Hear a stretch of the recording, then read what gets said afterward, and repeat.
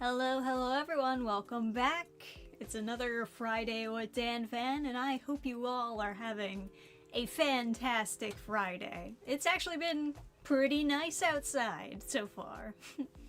I mean, I know it's probably supposed to be rainy and yucky for the rest of the week, but for now we get to enjoy nice, sunny, cool weather.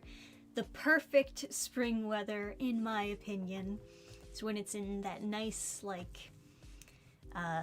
high 60s with a little breeze and bright sun outside, blue skies, right? Excellent, excellent spring weather. But yeah, it's been a while maybe. Did we skip last Friday's stream? I think we might have. I think we did a little skip last Friday. Didn't upload a video on Wednesday either, but I'll have another video up on maybe tomorrow, I guess. Nothing too, I guess, grand, but I had another snack video that I just didn't finish in time. I am running a little bit behind, maybe, when it comes to the video making stuff. Not entirely. It's just some scheduling issues, like people's scheduling changing, and therefore my scheduling also has to change, and yeah, so we're running a little bit behind on the video stuff, but we will have more videos coming soon. So next week I have a paid review that I will do. It's another indie comic. I didn't realize this until after recording the video, but it's actually an indie comic made by another YouTuber. So that's interesting, right?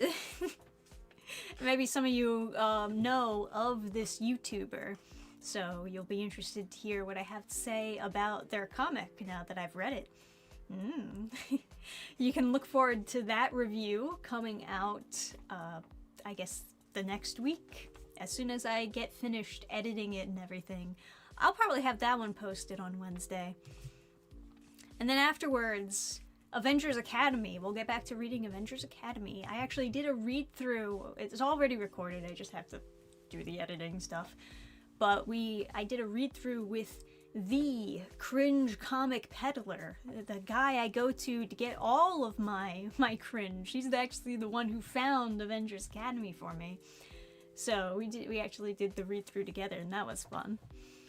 But that'll be exciting when we get to that, and then we get into the month of June. And there's a lot that's going to be happening next month on a personal level. A lot of stuff planned already. Not only the next convention planned next month, but just a lot of stuff ended up getting crammed into June. So it might be a little bit slow as far as videos or streams come when we get to June, but I figure I should probably at least do the Pride read-throughs. If I can just do those, maybe that's enough. Get us all through June with our Pride cringe, right? So we got the DC Pride and the Marvel Pride to look forward to. And yeah, maybe those will be fun. Maybe they'll even be good. We never know, right? We never know until we've read them, naturally. So, but yeah, I have there's a convention that we were going to do, the Garden State Comic Fest, next month. That's the bigger, and then we also had this weekend fair thing we were going to do, and then we also have a whole week vacation thing that we were going to do with friends. Everything just kind of got crammed into June. So if the videos come out a little bit slow, that's why. Besides all that, I've just been maybe a little bit preoccupied working on comic stuff, especially stuff for Burning Star, and trying to figure out what the next steps will be for the Reaper series, of course. Gesturing towards Reaper stuff over there. I started, like, I guess, trying to figure out what a redo of book 1 would be like, and I think I have a decent idea of what would be a good thing to do with it, but we'll see. We'll see as we get there. I'm also, of course, simultaneously working on book 3. Adam and I were working on, like, a new project together. I have this collaboration project that I wanted to do this year. It's a lot of juggling. You'd be surprised how much stuff I'm doing behind the scenes. It's a miracle that I've managed to get up a video every week for as long as I had. But now I'm starting to feel the burnout. That's usually the way it goes, right? You do like a bunch of videos at the same time and then you're like, oh, can't do it anymore. Gotta take a break. And then you start reeling it back and slowing down. But there's so many videos that I want to do. And obviously all of them take time to do properly. But yeah. How often do they do good these days? I guess not very often. It's very, very rare stuff. But you never know, right? Gotta read it first. What do they say? Can't judge a book by its cover, right? I judge a book by its cover, but I also judge it by the contents. I do both. How are you and Mr. Adam doing? Getting ready for the weekend? I suppose so. Gonna go out and enjoy the sun. So I guess we have some news we can go over that is a little bit more recent. Maybe I'll do that right at the beginning. I'll just hop on, show you my Epic X account, right? So recently, I mentioned this before, the Tanner twins, right? They lost their YouTube account and that was like upsetting, but now they finally have it back. So that is a white pill, a good update to that whole story. The funny part is they would not give their channel back until they threatened to sue. As soon as they were threatening to sue YouTube, things just set into place, I guess. So I mean, that's why we have lawyers. That's a good thing, I guess. Man, this one tweet though blew up way more than all the other tweets of them talking about this issue. Once the issue is solved, yeah, that's when people finally start paying attention. It's funny though. I mean, I guess it's good to know for other people who have been having problems with losing their channel for bullshit reasons. It's good to know that other people have found solutions that work for them. Such as, of course, threatening to sue YouTube. If it works, right? But, you know. But yeah, what else has been new in the news? I heard this one, I heard a couple interesting, I guess, manga takes recently. I don't know how interested you guys would be into that, talking about the manga industry and stuff of that nature. It is a little bit exciting to see the industry changing in new and unique ways. Sometimes good ways, you know, sometimes a little bit of confusing methods. But I'm all in for keeping up with what the heck is going on, seeing how it all pans out. Let's see. Cover is the first thing you see, of course people judge it. Yeah, of course. supposed to capture what your book is supposed to be about and what people should expect upon reading your book. So the cover is important because it peers into the mind of the author and what they intend for, the impression that they intend for you to have when you're deciding whether or not if this book is for you. But yeah. It's not 90 degrees outside. It's nice outside. But it was really hot weather for a while there. We've been having really weird heat waves lately. That just, all of a sudden, it gets unbearably hot outside for like 3 days. And then, boom, it's cold again. Or at the very least, it's like chill, mild weather. But it's been really weird.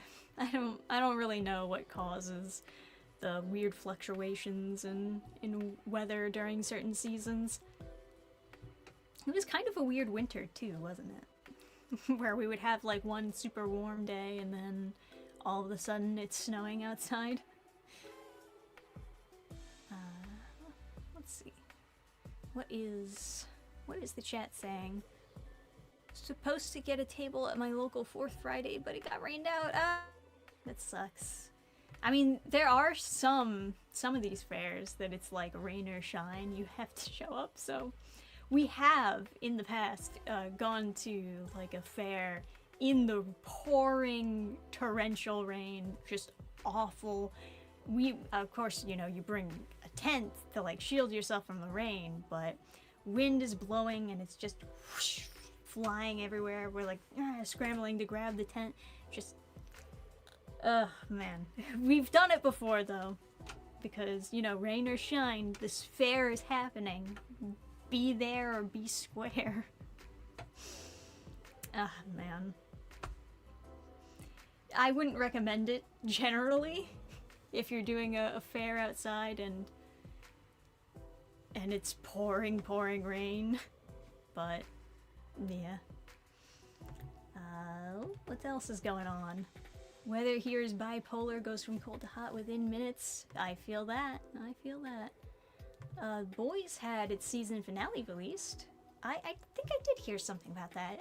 At the very least, I heard people were disappointed by it, but I haven't been following the series. And the Digital Circus movie got leaked. Both have been negatively received. I didn't hear about the Digital Circus leak, though. That's interesting. I might have seen, like, one video in my recommend that's, like, has some screenshot of the Digital Circus in their thumbnail. But the video is about, like, complaining about their fandom, so didn't occur to me that there was recent news regarding the actual show. Yeah. That's a shame. Yeah, I don't know. When it comes to a lot of Glitch Studios shows, I've never really been super into what they're selling. It's never really been for me, you know? It's for a particular crowd, but they've yet to release something that actually appeals to me.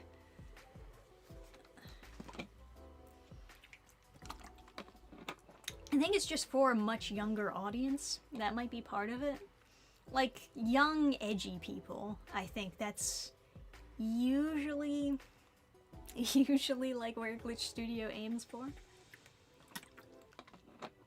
Or maybe edgy is not the right word to use. It's young people who want to feel more adult, so they seek like more adult content. They're in like that transitional period age where they're like, I'm an adult now. I want to see adult stuff. Show me like offensive cursing and yeah, show me cursing, show me blood, and I don't have some dark shit in there. That's adult stuff. You know, quote unquote adult stuff, right? Or sex, yeah, that's another thing. Show me a titty. That's adult stuff. But yeah. Did you see this article about Kadokawa citing the reason why their profits are declining? And it's a no shit thing? It's a no shit thing? What do you mean? Well, hang on. I can't actually click on this link. because I'm on StreamYard and it doesn't let me click on links.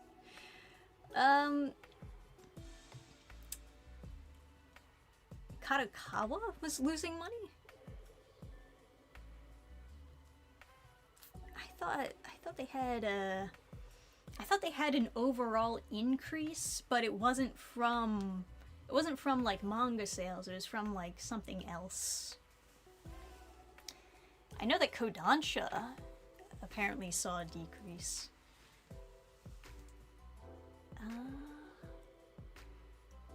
Posted in the reaction tab on Discord, did you? Well, let's check it out. We'll see. We'll see what we got here.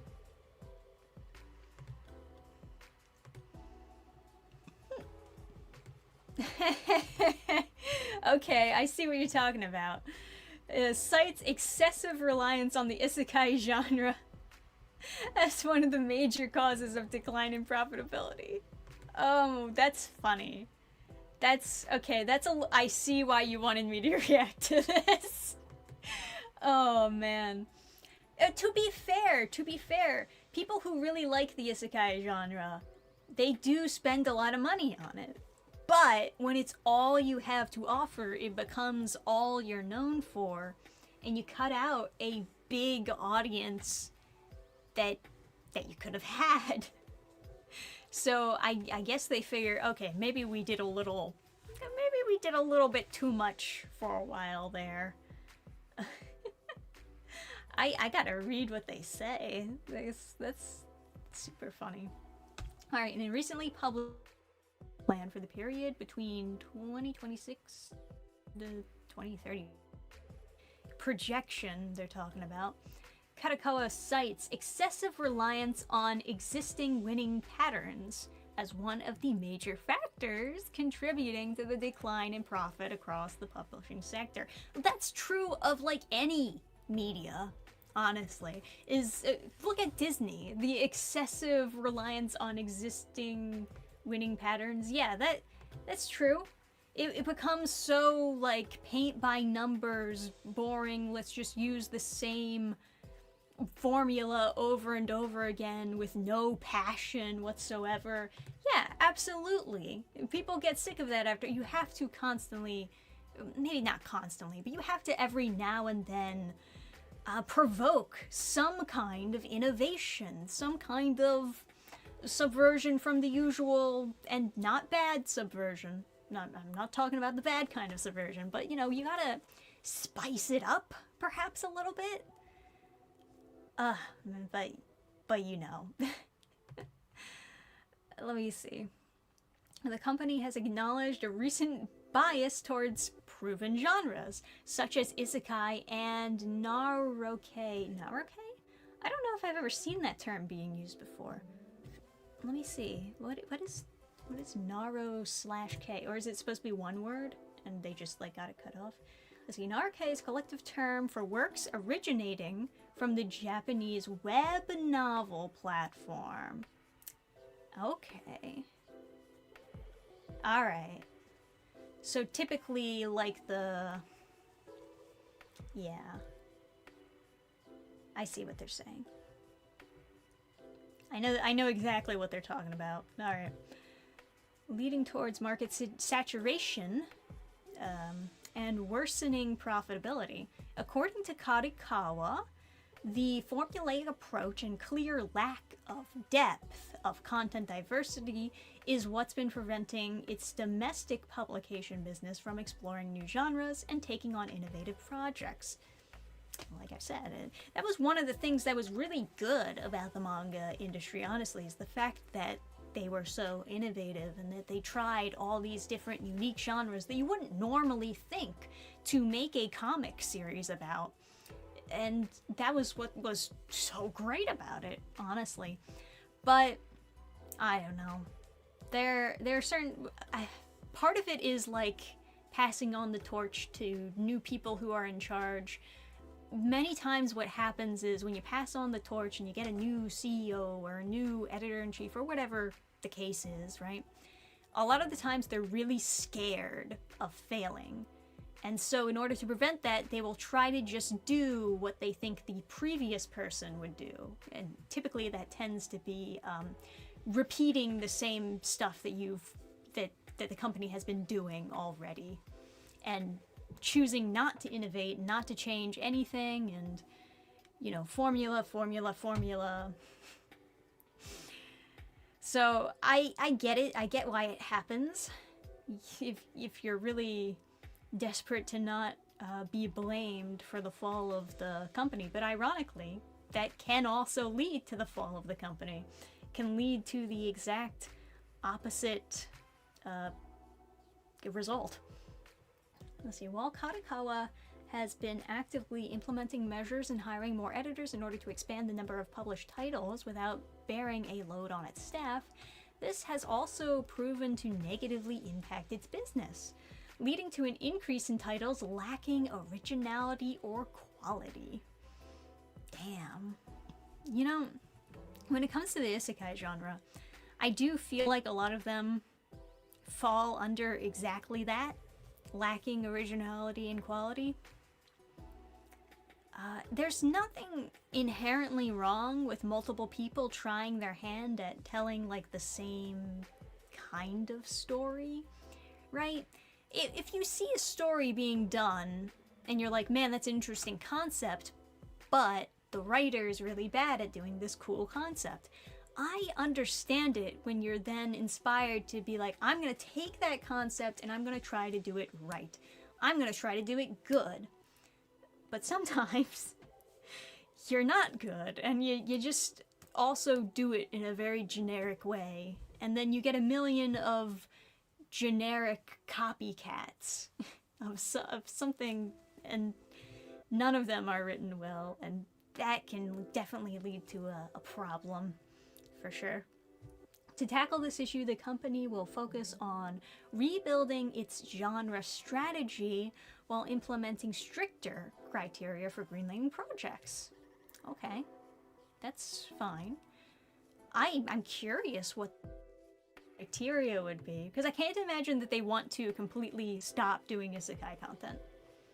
They gotta keep doing isekai content, but they're probably gonna have more restrictions on like making sure that it's still creative, or, you know, maybe it's a quality, just make sure it's written well, which I understand is subjective for a lot of people, but, you know. Furthermore, a strong emphasis has been placed on the restructuring of the publication business, with the publication steering committee being established in November 2025 as a system for implementing fundamental structural reforms. Interesting. Yeah, this is nice. It was a funny little article, but I totally saw this coming from a mile away. You do need a certain amount of innovation to keep your company interesting. I understand, like, specialization is not inherently bad. If you specialize in something, then people can always rely on your company to have that one particular thing that they may be looking for. And they're like, oh, if I want to see this kind of thing, I gotta go to the best, which is this company. It's kind of true of Disney. For a while, anyway, that was true of Disney, where they were always known as, like, the feel-good family movie type of company. But, yeah, so that would be, like, the place where people would want to go to get their movies from. But after a while, if you start lacking the originality, you start lacking the passion, you're no longer really gonna be known. You're just becoming known as the B-movie company rather than the best of the best family movie companies, you know? But yeah. Yeah, that's why I said no shit. You're totally right. Totally right. That is a no shit moment. Oh, man. Yeah, people and corporations don't like taking risks. You're probably right about that. A lot of people, they don't want to get blamed for if something goes wrong. There's a lot of stress when it's something maybe people don't talk about as much, but there are people behind these corporations, and there's a lot of stress put on them to make the right decisions all the time. And sometimes that's just not going to be the case. Sometimes you're going to make a misstep. But, yeah. Absolutely true. Some isekais are good. Too much is not helping. Yeah, the oversaturation of the genre, I think more so condensed in the isekai genre than anything else in manga. Like, you look at shonen, right? And shonen also has the complaint from a lot of readers that a lot of shonens feel the same. Or feel samey, or using, like, recycled concepts from other shonen, etc., etc. But there's not nearly as many? I don't feel like, anyway. Not nearly as much condensed, uncreative, same-feeling shonen series as there are with the isekai genre. Like, I feel like it's just, you know, it's a whole other boss. But, I mean, especially here in America, we have, like, people who aspire to be mangakas in Japan, and they're almost all making shonen. Almost. But there's a couple of them that are stepping outside of the bounds of shonen to do their own thing. But a lot of the indie manga creators I see over here are, like, trying to do their hand at duplicating the style and feel of shonen type of manga. And a lot of them tend to get a little bit samey because they're all inspired by the same sources. The most popular shonens that we had here in America. So sometimes that plays against them when it comes to standing out. It's not inherently bad to be inspired by good stories, but you need other inspirations too, of course. You need to, like, spice it up, make it your own vision, and try your best to not just be a duplication of something else, especially when that something else is better. But yeah. Basically, it's not that there's too many cooks in the kitchen, it's there are too many cooks making the same dish poorly. That's a good way to put it. Absolutely. Yeah. And someone was telling me before that part of the reason why a lot of manga publishers are now opening up, like, submissions to be global, they're, like, looking for new mangaka from all around the world. And supposedly part of the reason for that is because there is an issue finding talent in Japan, at least in the art field. I'm not sure how true that is, because, like, we claim that there's a talent crisis in America as well, but I'm constantly, like, finding starving artists who would kill for a job, and they can't get a job. They're totally experienced, very talented, apply everywhere, they don't get a job, and then, like, the same company that rejected them will be like, we need to hire overseas because there's no talent in America. And I'm like, I don't know. Sometimes I suspect there might be some tomfoolery in claiming that there's a lack of talent in your country. Not all the time. Sometimes it's true. Sometimes, right? Obviously, America in particular, not we collectively, but, like, corporations here that started here have chosen to move away from teaching and what's the word I'm looking for? Like, nurturing new talent for certain jobs we've tend to move away from. 2D animation, for a long time, when I was trying to get into animation, way back, right? So many colleges just stopped teaching it entirely. You couldn't find anywhere that would teach 2D animation. And the only colleges that were teaching 2D animation, it would be like a side thing, but you had to major in 3D animation to like learn the 2D animation part, because they were under the impression for a long time that 3D was going to take over and 2D was just outdated, nobody wanted it anymore. And they were completely wrong. Completely wrong, and the anime industry proved that they were wrong. And now they look like big idiots because now there's nobody who knows. Well, there's very few artists, animators in America. Very few of them know 2D animation because they just decided to not teach an entire generation how to do it. It's frustrating. It's not unfixable, though. Not by any means. You just have to reteach the next generation. But the same thing happens with coding. Coding is another one of those big things. That they're just, like, not teaching people properly anymore. So that could be bad in the future. Anyway, let's get back to the...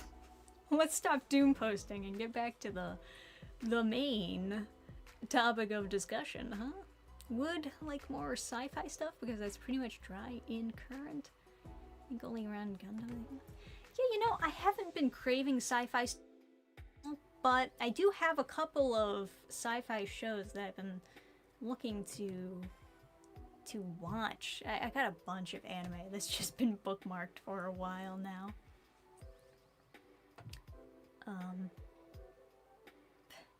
But you know, we gotta please the shareholders. Oh, of course. Of course. But yeah, this was interesting. It was an interesting article to read.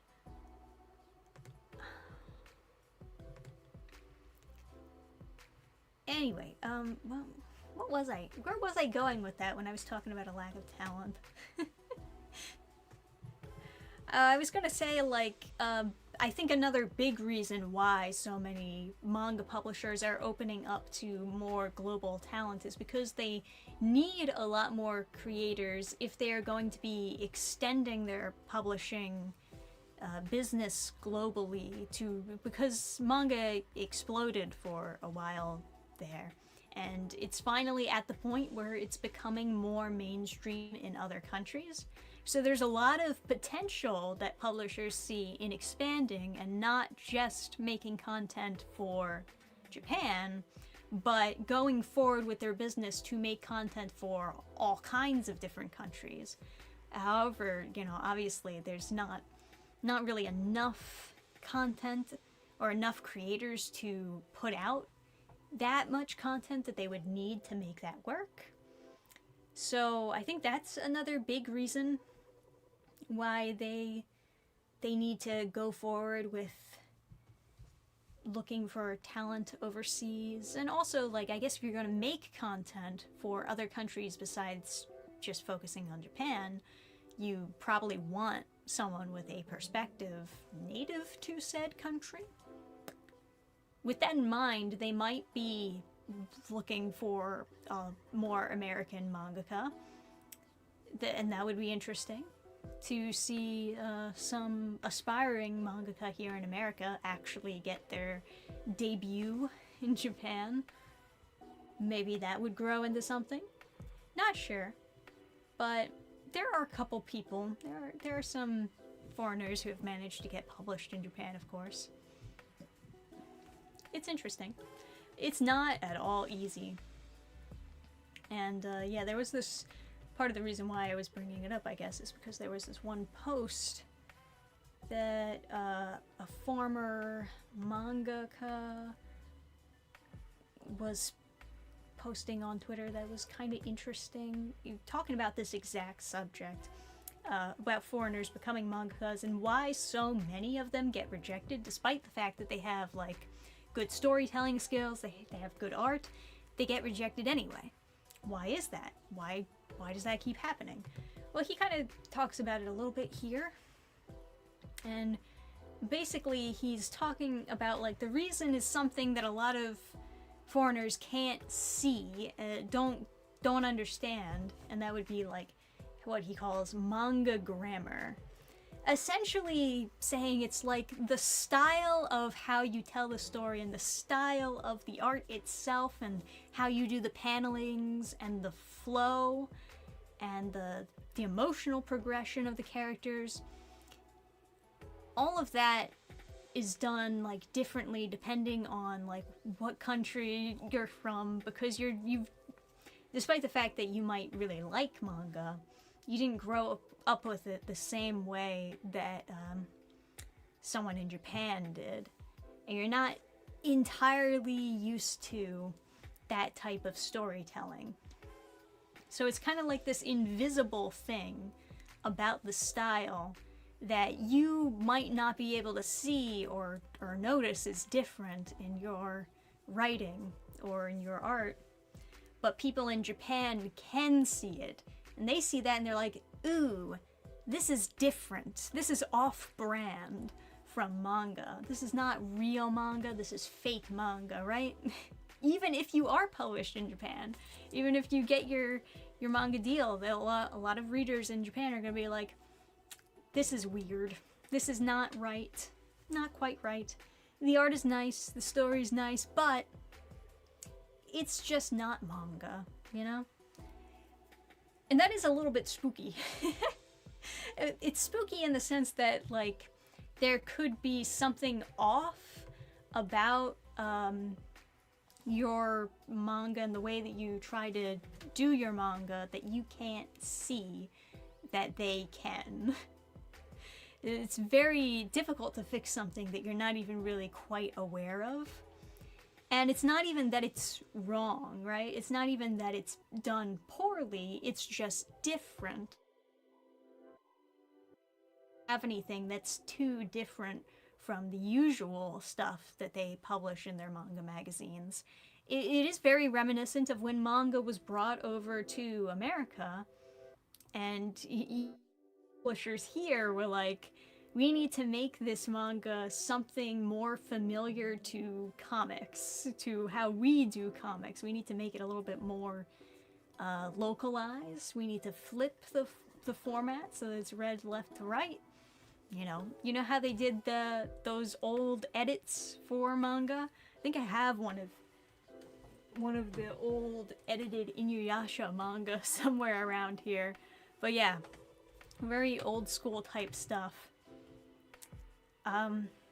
But now the roles are completely reversed, where people want to now publish in Japan, and they're kind of getting treated with the same bar, where they're like, okay, if you want to get published by a manga publisher, you're going to need to duplicate how we do manga precisely.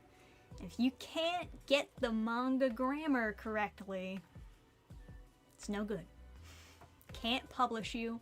We can't sell your work because it's too different from all the other stuff that we publish normally. It's a little bit spooky. Yeah.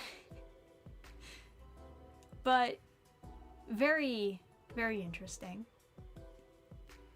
Let's see, I've heard that about Scooby-Doo anime. Frank Welker and Matt Lillard are supposed to reprise their roles. Well, I've heard about that Scooby-Doo anime. I, like, reversed the words while I read it. Yeah, that was another thing that got announced recently. A Scooby-Doo anime, and it doesn't look very visually appealing, I must say. I'm not excited for more Scooby-Doo content. They have been just making stinker after stinker when it comes to Scooby-Doo stuff. When was the last time you've seen, like, a good Scooby-Doo thing? I feel like I've only seen bad stuff from that franchise for the longest time. But yeah. The subtle elements of Japanese culture and pacing are nearly impossible to replicate. Well, some people have managed to do it, but yeah, it's very subtle. It's hard to pick up on it. And similar to doing art, when you're first doing art, you don't know why your drawing looks bad because you don't know what to look for. You don't know what to correct or what you're doing wrong. You need to have a tutor or an experienced artist point it out to you and be like, well, you're trying to duplicate this thing, but here's why this part looks wrong and that part's, you know, they red mark it for you so you can see. And once you see, you know what to look out for the next time you try to draw an art piece. The same thing can be said of doing manga and trying to duplicate the manga style of doing a story. It's very difficult because, you know, there's not necessarily like manga tutors here in the States. So you don't know what to look out for. You don't really know what you're doing wrong, what's subtly different from a traditional manga would be done. But that's the fun thing about them opening up submissions globally now, because they have the mochikomis. And what that is specifically is you can submit your work, have an editor look over it, and have the chance to have them essentially red mark your comic and, you know, talk to you about like, oh, this would be really good if it wasn't for like this, and this. These are the subtle things that need to be changed, you know. And like, I like that, honestly. I like that about Japanese manga culture in general, that they have like open door offices where they let aspiring creators come in and have their manga reviewed. That is super cool. I don't think we have anything like that here in America, but it feels like we should. Oddly enough, this the one thing that I'm constantly hearing about, like, foreigners who come to America. They often say, like, oh my god, Americans are so friendly and nice. And I'm like, I guess? But we're not so friendly and nice that we have, like, open door offices where, like, people can come in and have their work reviewed. But, you know, like, people are really cranky at work. We're really nice when, like, we're out and about, like, having fun, and but people get really cranky when they're at work and they have, like, a pile of papers to go through, and, you know, I think the stress is, like, weighing on their shoulders. Like, yeah, Americans are nice. It's sometimes, at some places. Generally, right? It depends, maybe. But then again, I guess, like, editors can be very cutthroat with you, but I like that. I like it when, like, an editor or a critic is very cutthroat with me. I like it when they're, you know, no nonsense. This is what I think. This is how I think you're failing, and this is what I think you're doing wrong, you know? I like the honesty, I guess, is part of the thing. Not everyone is like that, I understand. But yes, that's just how I am. That's how my brain was wired. I feel like this need to constantly improve, so I need to know what other people think I should focus on when it comes to improving. And I think that's a generally good instinct to have. Obviously, sometimes people take it too far. Anything can be taken too far. But generally, I think it's a good instinct to be passionate about something and try to improve it, and not be scared of improving it, not be scared of the criticism that it takes to improve it. Let me see.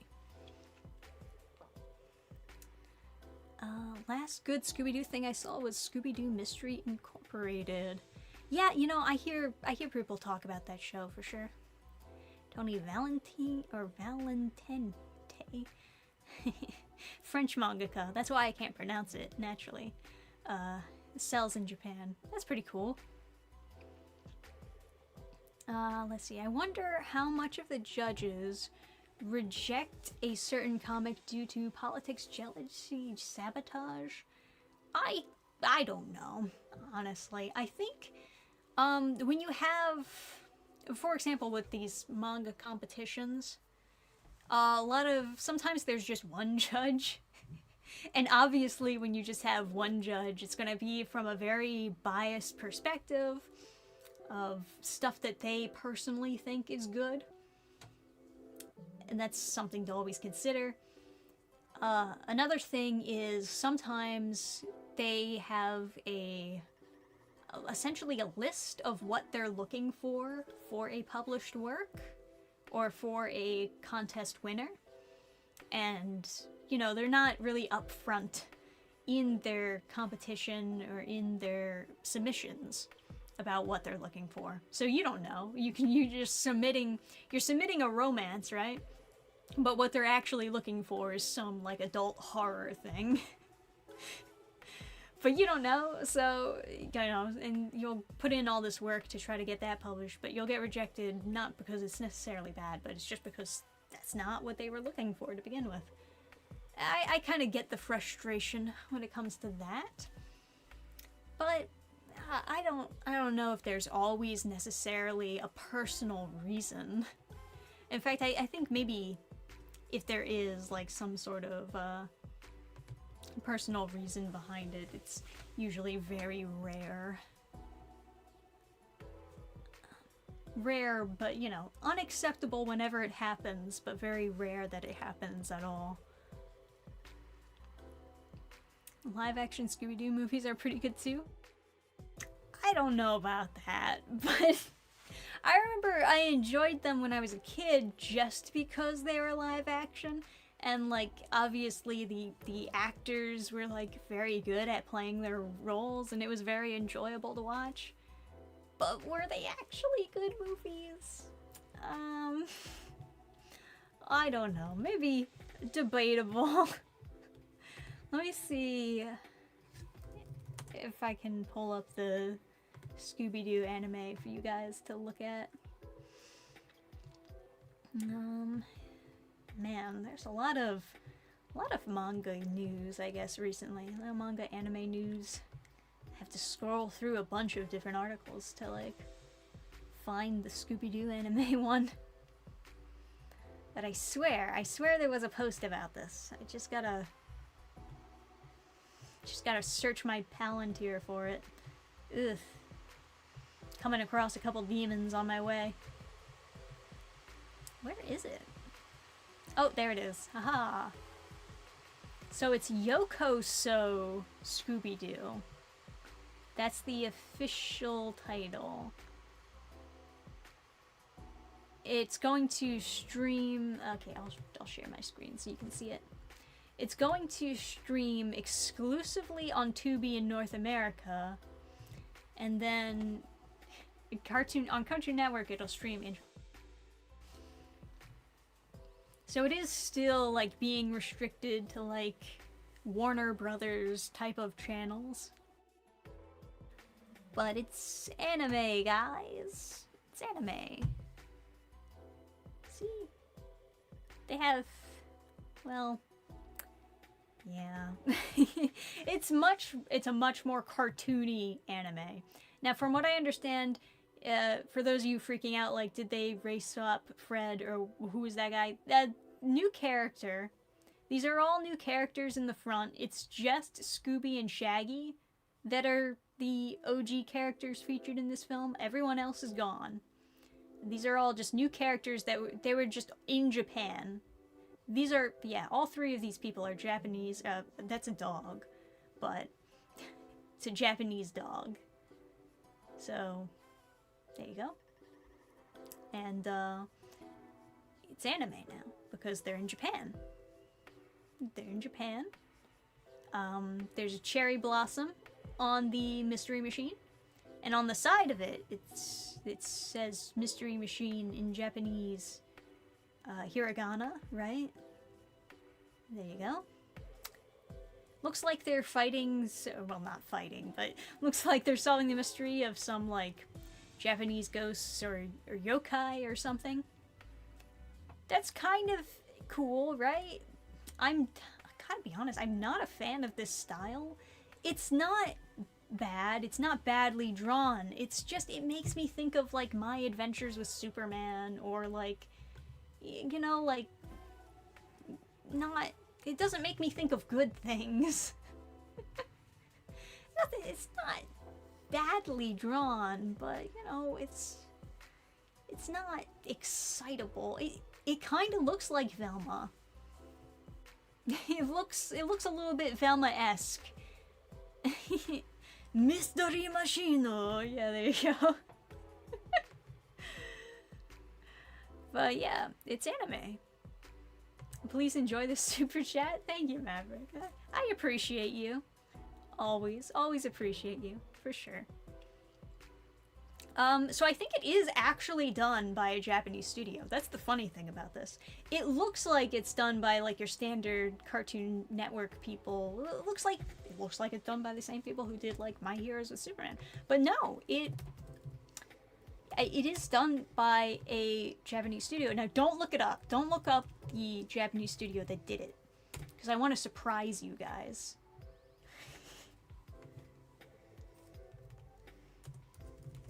I want to surprise you guys with which studio did it, or is going to work on it, because it's not done yet. But you may be perhaps surprised by the animation studio that it was put behind this.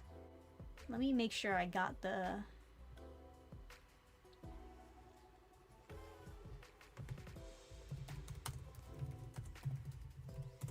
Make sure I got this right beforehand. Alright, what guesses do we have so far? Hope it's not like Velma, oh no. I don't think it's gonna be like Velma, but it does look kind of Velma-esque, doesn't it?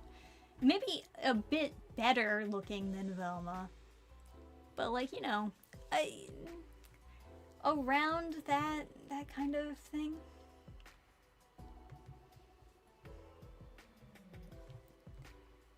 How do I want to... Okay. I'm going to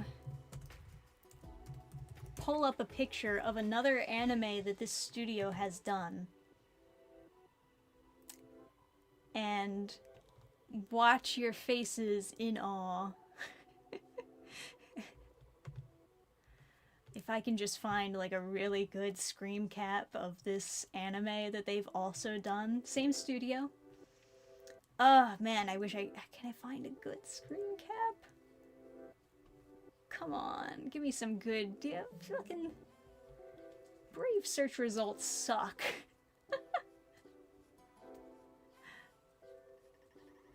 I want some good stuff.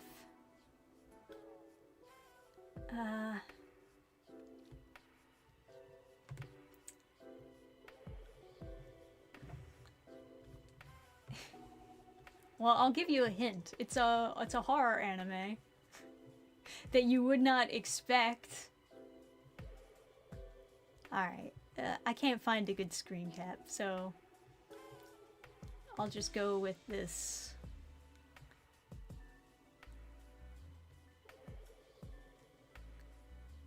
If it'll let me, like, open the image in a separate tab so I don't have to... There we go. Alright, so the studio that is working on the Scooby-Doo anime is also known for their work on Berserk 97! Yoinks! Oh geez, Scoob! I don't know about this one!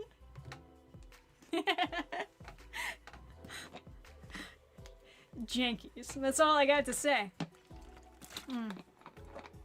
I couldn't find a good... I was looking for, like, a screen cap of, like, them being sacrificed, but I couldn't find a good one. They're all, like, fucked up on the image search. Or maybe I have safe search on, so they can't, like, show me naked bodies of people being sacrificed.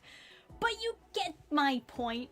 So, it's OLM. OLM is working on the Scooby-Doo anime. Bet you weren't expecting that one! They've worked on a bunch of other, like, happier stuff, obviously, but Berserk is, like, the funniest comparison to make.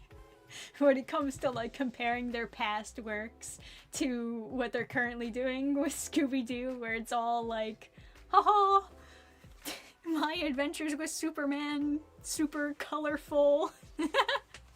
Okay, so like if we're being honest here, they've also worked on some happy stuff, right? They worked on Pokemon. Are there any other is there any other like examples of happy things? They worked on a bunch of Pokemon things. Deltora Quest, that's kind of like bright, right? Yeah, there's a couple like Magic Pac-Man and the Ghostly Adventures. I didn't know about this one. Okay, well they worked on that. Tamagotchi Miracle Friends. Yeah, okay. Yokai Watch. I forgot about that one. That's right. They worked on Yokai Watch. It's also like kind of in this realm. So they have worked on like kids anime before. But remember that one time when they made Berserk 97? That was something. Zoids! They also worked on Zoids. They worked on a lot of the WB, like, for kids anime. So maybe it makes complete and utter sense that they got them to also do the Scooby-Doo anime. Odd Taxi. I like discovering all kinds of strange anime that I didn't even know existed. Komi Can't Communicate. We know about that one, of course. This one hasn't come out yet. This is just TBA. Interesting. Alright. Yeah, a lot of romance anime, I guess. Interesting. Faraway Paladin. Why does this sound familiar? I might have read the manga. But anyway, so yeah, it is a Japanese studio working on the Scooby-Doo. Oh, they also did Dark Gathering? Or they just did Season 2 to Dark Gathering? I don't remember seeing Season 1. Let's Play? Oh, I didn't know that that had an anime. Oh, that's weird. Okay. Well, anyway, they were working with OLM to do Scooby-Doo anime. So that's what we got now. Now they do this. Anyway, whatever they've done in the past, now they do this. So that should be interesting. Now, there's no release date for this yet. We're just kind of hanging in there. But I mean, it's not an entirely bad idea to do a Scooby-Doo movie where they go to Japan and they, like, do a mystery thing there, of course. That would be really funny if they did a crossover with, like, Detective Conan to solve a mystery with Conan. That would be fun. They couldn't do that, but it would be a crossover that makes sense with anime, for sure. I'm just looking at all the other stuff that they made. I didn't realize that they also worked on Bee and Puppy Cat. Once again, it's one of those like indie animated stuff that I just couldn't get into because it's clearly not made for me. But I didn't realize that they had any hand to play in that. It looks like they've worked on more and more like lighthearted stuff as the years went by. Like there's very few dark stuff, but when they do work on dark stuff, it's stuff like Berserk 97, right? But yeah, very interesting, I think, anyways. Zoids was the shit. You and Adam are in on that one. I've never seen Zoids. I've only heard Adam. I've only heard Adam like talk about it and be like, yeah, that was the best.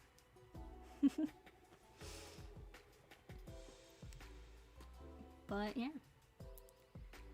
Will they recreate the eclipse scene with Shaggy? Oh jeez. That's right.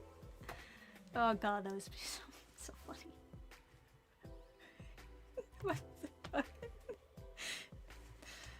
fuck? Man. Zoids has a vibe I remember liking. WB better not cheap out on this, though.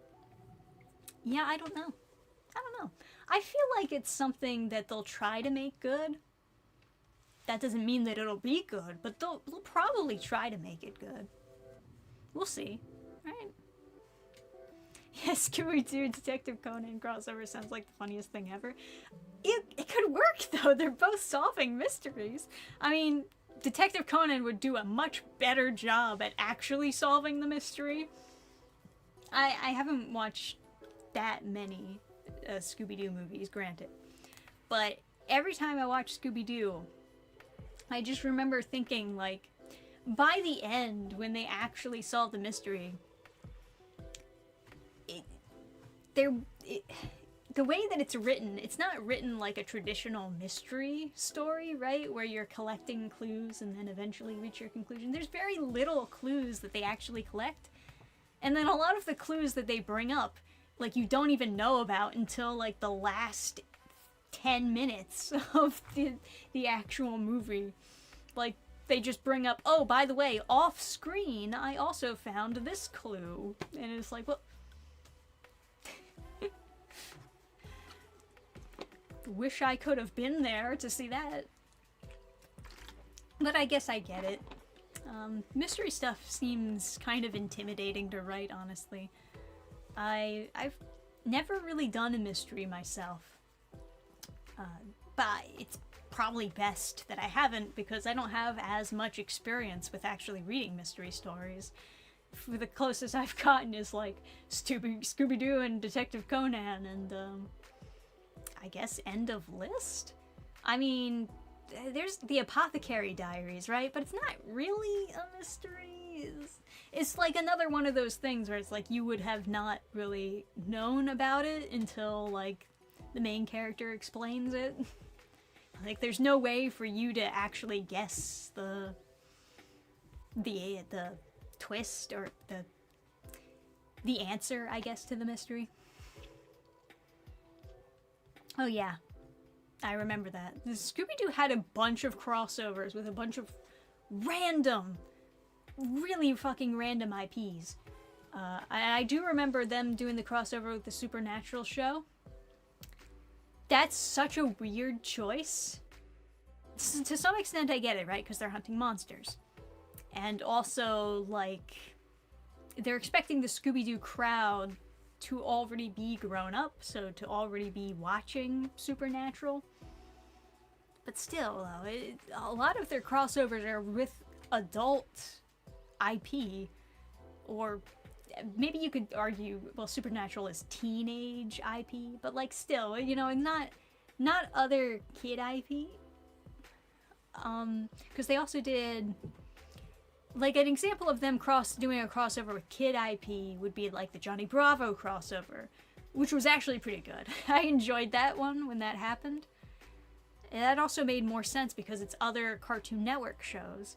And Cartoon Network was kind of building up this idea that they, like, all the shows exist in the quote-unquote same universe, right? But not really. But that was a funny one.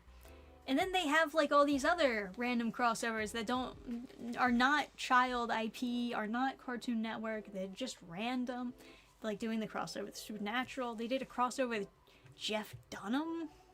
Like, celebrity crossovers.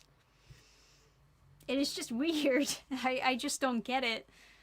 But, yeah, there were a bunch of those.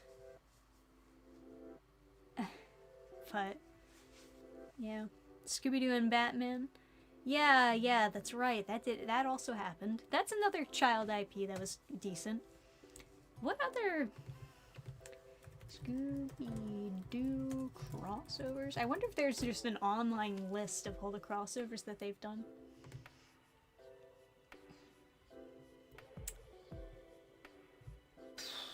Well, there's a bunch of episodes just in the main series where it's a bunch of celebrities. But that's not exactly... I'm talking about, like, a special crossover episode. Other franchise... Oh, there is, like, an article. It's, like, different franchise. Oh, God. Sonny and Cher. Okay. Urkel. They did. Urkel also was part of Scooby-Doo. Let me share this tab for you guys. Johnny Bravo was a classic. That was decent. Mark Hamill, that's right. I forgot about the Mark Hamill one. He was also a celebrity crossover. It was the Scooby-Doo Guess Who they did a bunch. Oh, I didn't know about the Teen Titans one. Or Titans, the Teeny Titans, or whatever they call it. Teen Titans Go, that's it. That's what they call it. Teen Titans Go. I didn't know about that one. I mean, I guess that makes sense. It's another Cartoon Network thing. The WWE, that was it! Oh, man. I remember hearing good things about the WWE crossover, though. People liked that one. Even though it was, like, kind of ridiculous. Wonder Woman, yeah. It's one of those things. The Addams Family. Didn't know about that one. I guess that makes sense, considering that they're, like, spooky. Weird Al, another celebrity one. Odd celebrity choices. Kiss, I remember the Kiss one. Yeah. The celebrity ones I don't like as much, gotta be honest. And Supernatural I didn't really like that much. I wasn't feeling it with Supernatural. Cowardly Dog, I watched that one. Actually, I don't think I finished it. I don't think it was that good, but yeah, so I don't remember. But it seems like that would be a good idea, at least on paper, to do a crossover with Courage. Okay, that's just a cartoon mashup. Batman, yep, we knew about that one. Alright, I think that's all the ones that are on this list anyway. But yeah, tons and tons of crossovers. Some of them make sense and some of them just don't. Some of them just don't resonate with me at all. The Harlem Globetrotters, that was another one. You're right. You're totally right. Totally right on that one. That wasn't on the list. They missed that one. I mean, there's probably like so many. I forgot about, they used to call it Scooby-Doo Guess Who when they were doing like celebrity crossovers. And odd choice. I never saw the WWE one, but I heard the same thing. I heard that it was not bad. I heard people like really enjoyed it actually, which is surprising to hear. But I guess it sounds fun at least. Oh man. Scooby-Doo and Ash, aka Bruce Campbell, is a missed opportunity. I mean, if you're gonna do Supernatural, there's really no reason why you couldn't go a little bit further. Because, like, people die a lot in Supernatural. People get snapped and exploded in Supernatural. Having a guy fighting off demons with a chainsaw hand is not that far off as far as crossover potential with Scooby-Doo at this point. But yeah. Anyway, we are over the allotted time for the Friday stream, but this was fun. We got to talk about a lot of different fun things. We ended up just talking about Scooby-Doo for like the last half of this stream, but I also enjoyed talking about like the manga industry stuff and how it's opening up globally, and you know, how there are some good things coming and some bad things, and mostly good things, I think, overall. But we'll see. You know, gotta hang in there a little longer to see how things pan out. Anyway, I'll try to get up the new snack video tomorrow, and we'll have a new review coming out next week, probably Wednesday or Thursday, one of those days. You know how it is. But until then, guys, hang in there, and I will see you next time. So, bye everybody!